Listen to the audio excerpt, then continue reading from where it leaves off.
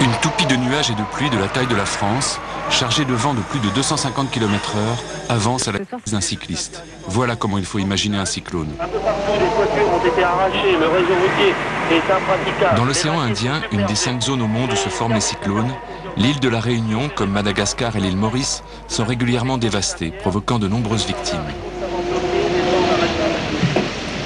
Dans les années 50, la volonté d'ouverture de lignes aériennes long courrier impose une surveillance météo précise afin d'anticiper ou tout du moins de signaler la formation des cyclones.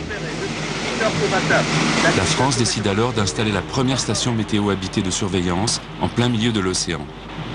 L'île de Tromelin, propriété de la France, est choisie. Alors, il faut savoir qu'avant qu'on ait des images satellites, eh bien, on ne disposait d'aucune information pour savoir où étaient les cyclones.